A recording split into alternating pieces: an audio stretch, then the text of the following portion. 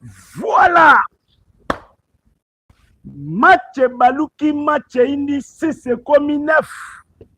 Qu'est-ce qui se passe au juste? Ngaye. Paul Kagame Leli. Oya pekisaki population rwandaise. Va diffuser match à Léopard. Qu'est-ce qui se passe au juste? Président Tshisekedi a frappé fort. Génération en génération. Ils ont qu'une génération. Et ndenge na zoe bisabino. Fini la récréation, mon maman. Fati Beton a réussi déjà dans ma cambo nyos. Pe bomoni yango ndenge tozo kende. Tozu ba mbongo. Ah oui. Mbongo tozu. Ne place tche bango trouble mental. Mais biso nyonso tozalaka branché et coaché. Fati Beton azawana pour na ko soutenir équipe nationale, pour na ko protéger intégrité territoriale. Tozawana ensemble nabino. Makambo eza koinda pe makambo eza kobima. Na Kolwezi bato bakufi. Nini esali ke na Kolwezi bato bakufa. Tomonaki 49 personnes. Oyo bakufaki. Na cité minier, na carré minier. On a zoé bisabino ke batu bakufi en désordre.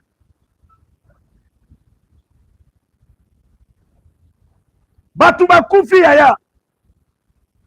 Tango pomoni batu bakufi. Tomona ki na province ya Lualaba. 49 morts. Na cité minier ya Kalondo na Kolwezi. 47 morts sur place. 2 personnes. Bakeko koufela na hôpital. Mais problème est quoi? Ministre ya mine Azul Jet na délégation na ye bakende na Kolwezi bakende kotala événement ndenge salemi bandeko na ngai parce que na mita oyo na espace ya RDC président Tshisekedi bache système Rosoboro wezo contrôler espace. Ils ont contrôlé entrée-sortie. Banguna ba kota na mboka te. Banguna ba attaquer bisote. Mais toye ko comprendre na sima na yango. Yango ne toye bisaki mokonza mboka. Toza na 2 provinces. Oyo Kabila Amina. Eza Grand Katanga na Grand na Bakongo, Congo central. Et ça les 2 provinces oyo Kabila asala biloko na ye ebele. Yezala ba ferme. Soki tei na espace ya Grand Katanga. Okuta même Kashobwe. Okokuta ferme Espoir. Eza na Katanga wana azana babiloko ebele. Yezala na Lumumbashi. Yezala na Kolwezi. Yezala na Lualaba na Tanganyika. Cela veut dire ba place wana nyonso eza ba place oyo Kabila alona. Ah oui.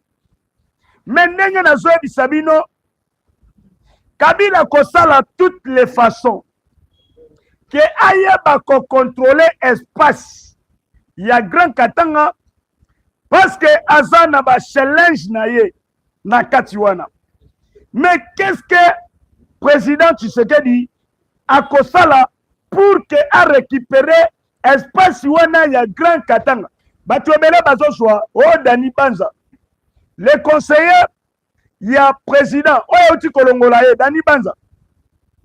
Dani Banza koma ina système moko parce que aza na mbongo aya na présidence. Nazo signaler bino à bientôt réforme na niveau ya présidence kobanda dir 4 tikita na ba conseiller mokonza mboka zo sala réforme stratégique yazala na gouvernement alingi asala réforme pour que mboka etambolama kokokana na vision na ye. Toya ko comprendre que ebele ya batu baza wana baza bajalelo. Ah oui, maintenant na zoyebisa bino fini la récréation. Dani Banza koluka d'une manière. Et puis tous les Kabili wa baza kuna bazo luka d'une manière que espace ya Grand Katanga est comme ingouvernable. Pona nini comme ingouvernable? Parce que yo landi bien, même bakare minye nyoso, ouais eza na Grand Katanga, eza bakare minye mingi, eza ba chinois. Nani azalaki propriétaire nango? Ce monsieur Hippolyte Kanambe Kazembereri. Yene muto azalaki propriétaire. Ya na domaine wana nyoso. Mais toye ko comprendre tikoyo, il faut président Tshisekedi. Oye salemi lelo. Eza leçon et peut sa conscience. Il y a gouvernement pour que va protéger espace aérien. Il y a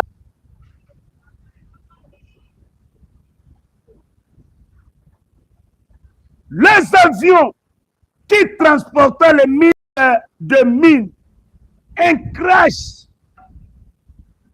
lié à l'aéroport de Kolwezi. Parce que crash wane salemi subitement. L'aéroport, mais avant tarmac. La délégation du ministre des Mines venait de se poser à Lualaba. Tous les membres de la délégation ont été sauvés dans une crash. Gloire à Dieu. Merci Seigneur. Parce que bango nyoso babimi vivant. Maintenant na so bisabino abongolaka abongoli makambo na ye toujours lokola bongo mesano kaka ndenge na so bisabino match baluki match indi abongolaka zawana abongoli makambo na ye yaya makambo eza kosila. Ah oui, parce que ba bombardement sur ba bombardement na est de la République to signé un accord de paix entre la RDC na ba M23, mais ba M23 balobi bango ba obimate ba M23 balobi ba okepa imoko te. Siko tango bango balobi ke ba okende pa imoko te. Ne yoki ba bombardement massif. Ouais salemi na est de la République. Elelisi bango. Tolani première déclaration. Ya Moïse Nyarugabu. Ouais sali déclaration pona kolela.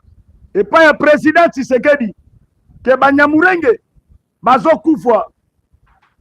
Qui est Banyamurenge bandeko na ngai? Nani alobi bongo le pantin de Moïse Nyarugab. Yoka Moïse Nyarugab, otozo senga lelo na gouvernement. Va lancer mandat d'arrêt international contre cet homme-là. C'est un terroriste. Moïse Naruga Balobini. Il est 2h du matin. Le drone de Tshisekedi vient de bombarder le village de Mikenge. Ce village habité par la population civile.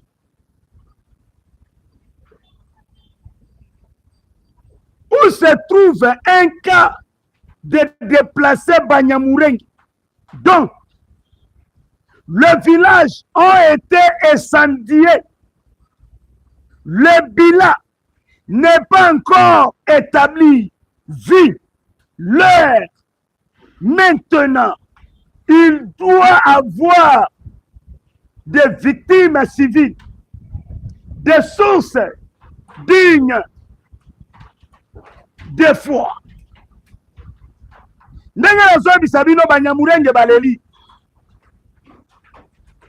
Ce bombardement précède des attaques généralisées des troupes de l'armée burundaise, de l'FARDC et les Wazaleni, provenant du point zéro de Mikalati, Kigazura,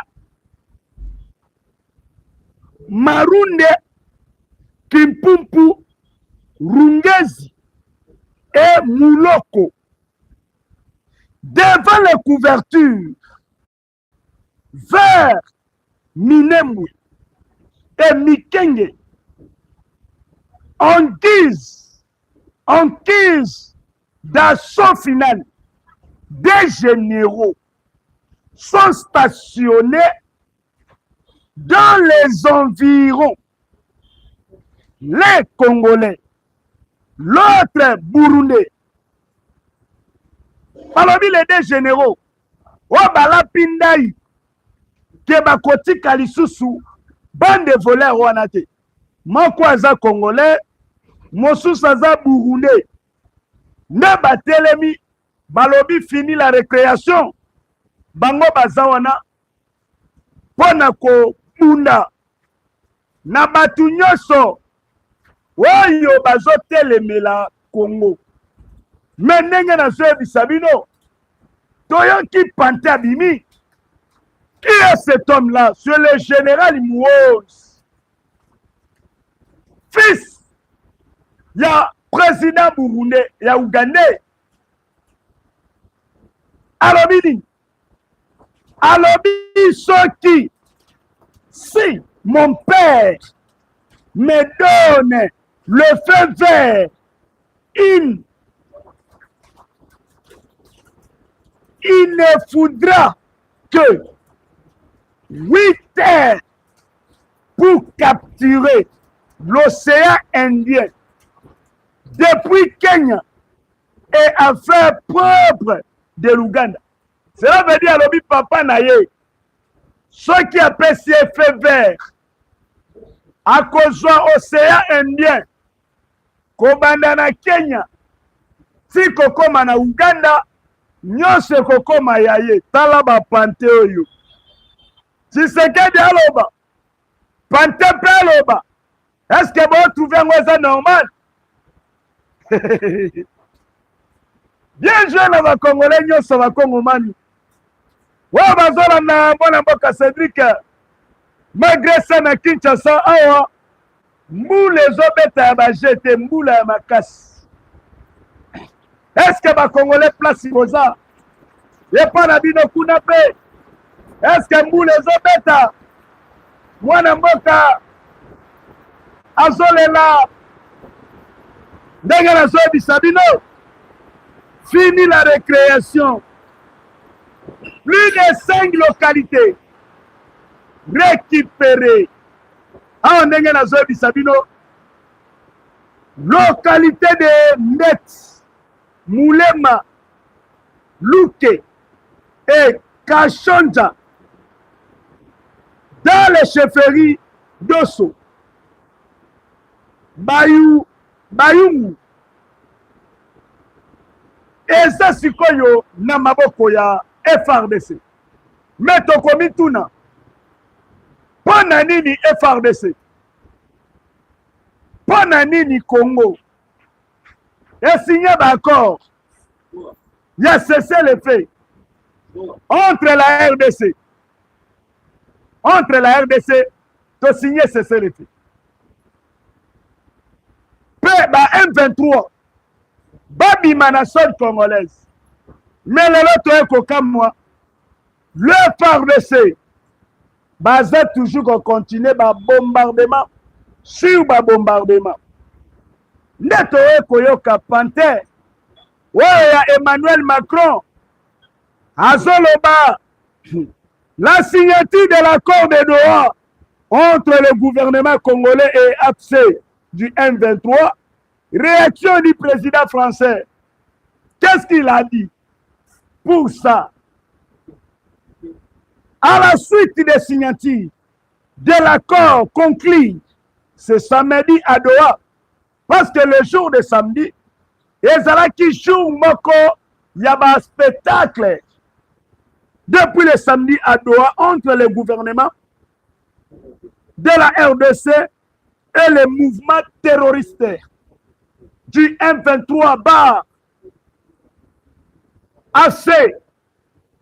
Le président français Emmanuel Macron s'exprime sur sa compte X.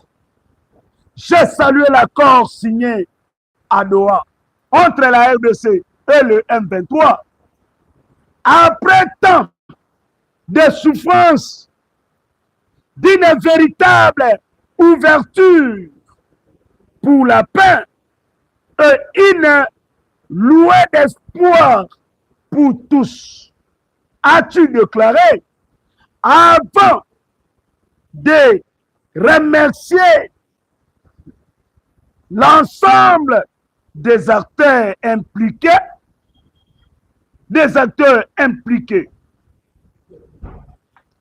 Merci à tous les partis pour leur esprit constructif, le Qatar pour son rôle déterminé. Emmanuel Macron a remercié Bango, mais à lobby nini. Toyoka sikoyo, monsieur le secrétaire, il y a Nations Unies, Anthony Guterres. Anthony Guterres, à lobby nini, le secrétaire, il y a Nations Unies. Parce que pour le moment, après déclaration, il y a Nations Unies. Tokoya Bisabino, Paul Kagame Alobini, après déclaration, Oyo. Boyoka. Wanezaka le samedi, parce que samedi, Zalaki n'a pas un jeu de l'air. Dans son discours, en marge du 9e sommet de la CGR, le représentant du secrétaire général des Nations Unies a fait le lecture du discours de l'Anthony Guterres. Qu'est-ce qu'Anthony Guterres dit? Il appelle la paix entre la RDC et le Rwanda, entre les deux partis, parti mouvement terroriste, conduit par le Corneille Nangaa, le Panthère de Placebo et le Bertrand Bisimou, et le parti de la République, dirigé par Félix Antoine Tshisekedi Tshilombo. Anthony Guterres a saigné Kimia entre les deux partis pour que Kimia wana eya alobinini yoka. Les hostilités doivent cesser et l'accès humanitaire doit être garanti afin de en fait d'apporter de l'aide humanitaire aux populations touchées. Toutes populations touchées par le bal, par le massacre. Parce que avant Mokonza Moka, akende libanda ya Moka na niveau ya ba voyage, oya uti ko sala na espace ya une semaine à voyager 5 pays. Président Tshisekedi alobaki yango clair. Na pesi mbote na babita ya Goma, Bukavu, Indwe, ya Walungu, partout, Masisi, boyeba ke Président Tshisekedi azana bino elongo. Apesa bango po alobi kimia ezali. Un président Félix akei na niveau ya Brésil. Ayebisi bango bana Brésil. Boyeba ke sengo na ngai ezali. Parce que à bientôt kimia ezokota kala mingi te tozo signer accord de paix entre la RDC et le mouvement terroriste Bamataba Kita bakobima na zone congolaise sans préavis, sans discussion, sans nini bakobima. Soki te l'ange de la mort va marcher sur lui. Awa ngai te, mais Anthony Guterres. Awa ngai te, mais le président Félix Oyo a décidé avant fin décembre, il faut ba Congolais oyo baza na Goma, oyo baza na Bukavu, bango nyonso bazala esika moko. Parce que lobi na moni Kinshasa to sepela, Kinshasa to seka. Me bandeko na biso ya Goma moye ba sepela makasi eza te, parce que ordre depuis na Kigali epesamaki moye bo sepela na ekipe te. RTNC kuna injei a divisé match te. Mais chance Google ya, Facebook ya, YouTube ya. Bandeko na biso ba Rwandais bana souci ya ba Congolais. Congo ezobeta. Match etalami mokili mobimba. Botu na Canal Plus. Botu na YouTube. Nini YouTube asalite. Akotisi ba vie combien. Yaya na ngai nazo bisabino tango monde etelemi pona koluka Congo. Bayeba kaka Congo esali nini. Ngaye. Match le plus entendu ya Congo na Nigeria. Batali yango na monde entier. Koleka Barcelone na Real. Yo zongo baje. Depuis Congo ezala Congo. Depuis Congo ezala Congo. Tozwa Fayoul. Opposant Rwandais. Opposant Sénégalais. Ya mauvais goût, mauvaise qualité. Mais awa tozwi Timothée Fayoul. Le vrai Congolais de père et de mère. Bongo yo boy. Ah oui. Ndenge nazo bisabino. Yoka résolution. Au cas d'empêchement, au cas de résistance, ba M23 va résister. Baloba ke ba obimate à ce moment-là. Secrétaire, il y a Nations Unies à l'Obini, Anthony Guterres. La résolution 2773 doit être mise en application.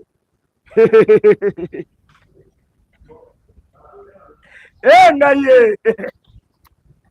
Yaya, Tobunda. Awa Nations Unies. Le col a passé déjà fait vert. Application et résolution. Il y a 2773. Ouais, pesi Congo Ningisa. Ya komatisa biloko nyonso oyo ebomaka. Tokobunda. Ngaye. Ngaye. Ababi lisusu nini. Le respect de la souveraineté, la Rwanda terre, et l'intégrité territoriale et l'intégrité territoriale respectée. Pour respecter l'intégrité territoriale, il y a la République démocratique du Congo. Ce qui te salit à ce moment-là, président Tshisekedi, à côté les mains, paix à lobby, fini la récréation, makambo indi, yaya na ebisaka bino, yo tango yo sa na distraction, Tshisekedi ane na distraction te. Ah oui, yo nde osa na distraction, yo nde zala na distraction, mais président Tshisekedi, aza na na distraction te, toza wana, lisu likolo a lisu. Tozo protéger intégrité territoriale. Tozo protéger Mboka. Le pays d'abord. Ah oui. Nde osoyoka bombardement si bombardement. Awa ba bombardement. Lelo na tongo. Bana ya Manyingi. Manyimingi. Dans la territoire de Shabunda est libéré. Bana ya ah n'est pas nazo benga technicien. Est-ce que technicien aya la kisabino ndenge bana ya Shabunda bazo sepela na mita oyo libération ya localité bazo sepela lokola match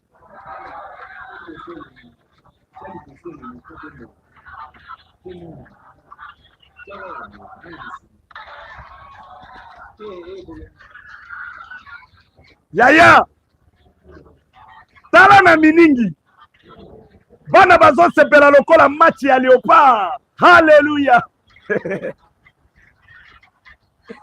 Déjà makambo le prophète Konde Paul Dominique assez alobaka yango ke à bientôt toko récupérer ma belé à bakoko na biso. Ah oui.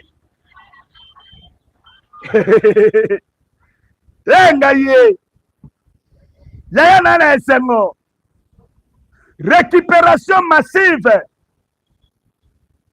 l'intégrité territoriale parce que un homme congolais de père et de mère a tellement qui a lobby le général Yakotumba a lobby à bientôt tozana bitumba mibale yetumba ya liboso na Bukavu na Goma tokobunda na Goma tokobunda na Bukavu ba place nyonso etikali eza nango passoir jekizengi toyebisaka bino yaya bakomesana. Ah oui, bakomesana le militaire de l'RDF M23 bar l'AFC ont été capturés. Yaya tokangi bango vivant. Ah oui, ont été capturés vivant na niveau ya Toyota na Sud Kivu par les Wazalendo.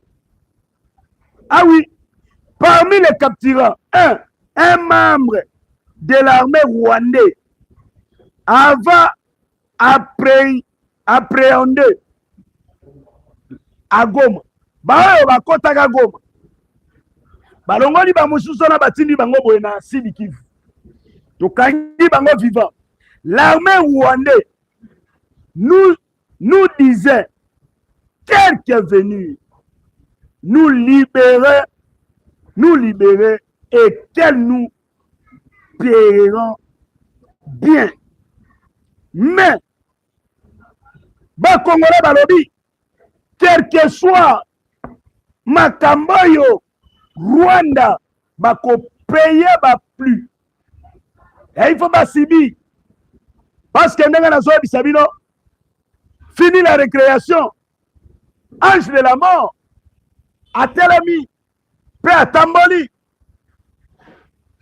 to comme l'Assemblée nationale bandeko na ngai on alobaki ke na koloba lisusu te naloba te mais soki namoni mabe Cédric akoloba je suis le gardien du temple, l'envoyé du peuple, biso miso etalaka partout, napesi bandeko na nga na Kenge, na Bulungu, Kikwiti, Bandundu, Grand Kasai, Grand Équateur, bana Mbandaka, nabike bozolanda mwana mboka Cédric, Grand Katanga, Grand Est, bana Boyoma, Singa Mwambi, Ituri na Bosanité, peuple congolais partout, nabike bozolanda mwana mboka Cédric, na Bunia, bozolanda pe mwana mboka, boyebake na mita oyo, notre nation ezoleka na tribulation, mais toye kotala bapante bakotela biso kala. Lobi ezalaki réunion rencontre ya babofre na niveau ya Assemblée nationale. Bandeko na ngai tomoni yoka Vital Kamerhe a rendu une visite courtoisie pona nini kaye nyama solo nyama mabe oya boyi na politique akomi professeur na inutile professeur